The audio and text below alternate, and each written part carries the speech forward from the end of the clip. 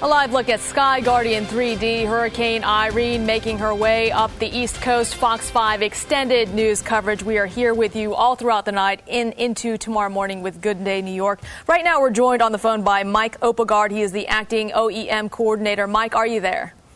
Yes, I'm here. You must be very busy tonight. I just saw an advisory from your office issued regarding a lot of downed trees that your emergency responders are going out to fix right now. Yeah, we have high winds and a lot of rain going through the area right now. We're continuing to put resources at our shelters to take care of the residents that heeded the early warnings and evacuated. And we're extremely happy with the cooperation and the dedication of our local OEMs and our first responders. We're really glad to hear that. Can you talk a little bit about the tornado warning that just expired not too long ago? Did you see anything out of the ordinary? No, we didn't have anything out of the ordinary that would normally come with a storm like this. Off and on throughout this event, we expect to see the tornado watches and warnings as the storm progresses through the area. Remind us again for our viewers from Monmouth County, you're issuing some reminders to residents on staying safe during the storm. Obviously, it's not safe to go outside, but now that you're hunkering down, what are some key things they should do? Well, if you have a power outage, make that call to Jersey Central Power and Light Company, who services our area. If you have to go outside and dart down trees and wires to stay away from that type of stuff, the water will carry the electrical current. And just bear with us as we move through the response phase of the storm and into the recovery process, and we can get out there and do a damage assessment tomorrow, and when the daylight comes and the storm passes, so we can see what resources we need to bring in here for the recovery phase. Mike, as we await Irene's approach, and we're wondering how bad it's really going to be, what kind of calls are you getting tonight from residents?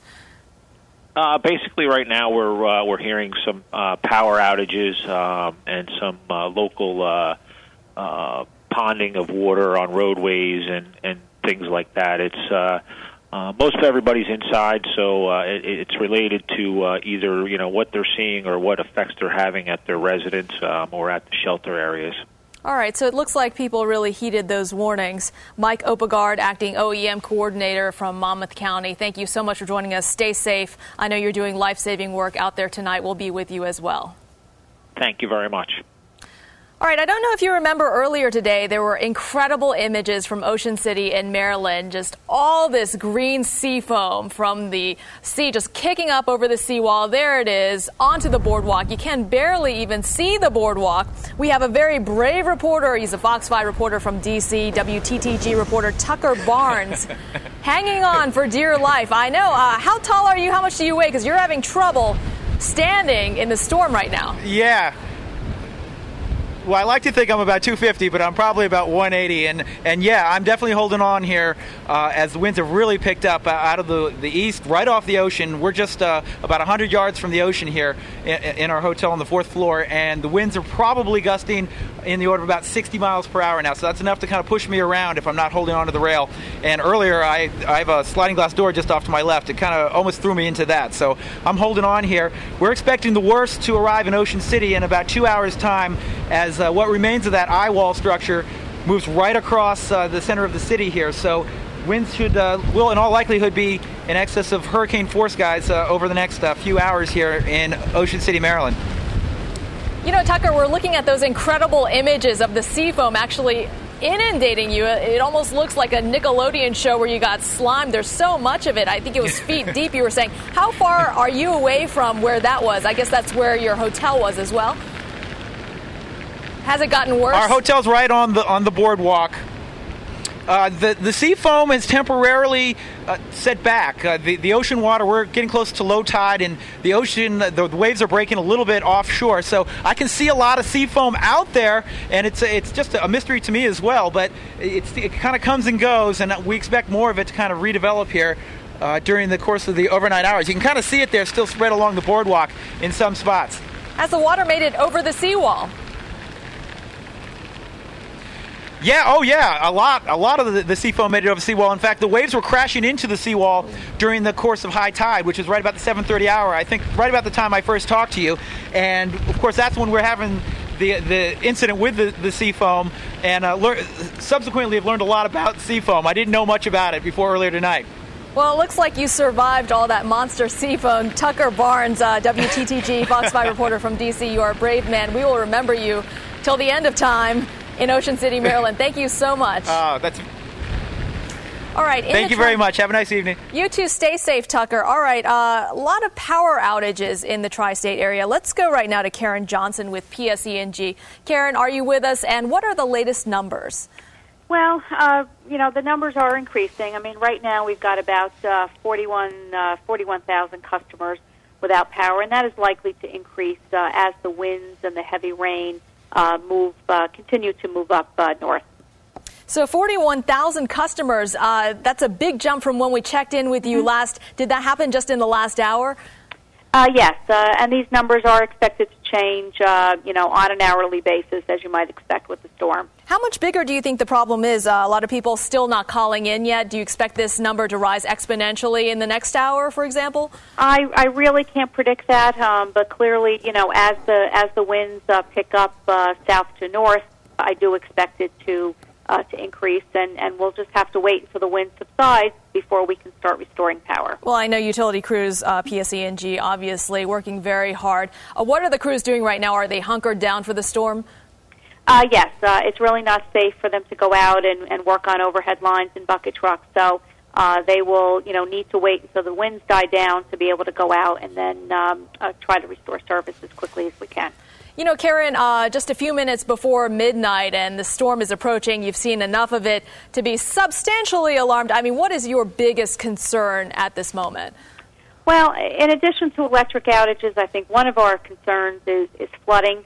There will be, we expect there to be significant flooding, and so we have gas customers as well as electric customers, and some of those customers could have flooded basements, appliances, and so we will be busy on the gas side of our business as well. Wow, 41,000 customers calling in saying that they have no power. What are they being told when they do call in?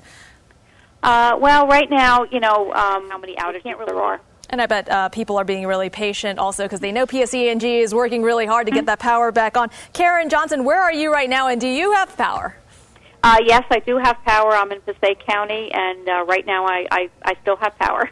That's good to know. Tell us again the safety issues that are going on right now. As Irene comes through, there's going to be substantial flooding. Trees are going to be knocked down. Power lines are going to come down as well. Give us some good advice on what people should do when the morning comes. Well, when the morning comes, clearly if there are any downed wires or trees or tree limbs, we just urge our customers, stay away, call us. We will, get someone out there as quickly and safely as we can. If you have a flooded basement, call us as well. And before you start pumping out your basement, contact your fire department because that could be a hazardous condition as well. Are you thinking about maybe preemptively shutting off power when it comes to Sunday into Monday? Are you even dancing around that issue at this point? Anything is possible at this point. We have no immediate plans to do that. All right. Karen Johnson, tell us. I'm sorry?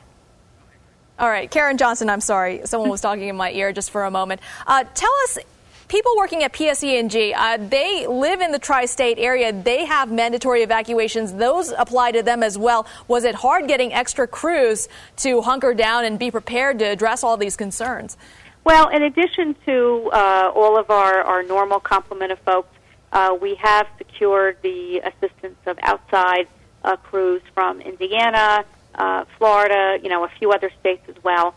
So we do have additional linemen, waiting to go out with our crews and restore power when it's safe to do so. Well, we really salute you at PSE&G and all the crews out there away from their families, ready to address this possible emergency. Karen Johnson, PSE&G, thank you very, very much. Thank you. And stay safe. All right, we're going to be right back after this very quick break. Hurricane Irene is approaching. We'll be right back.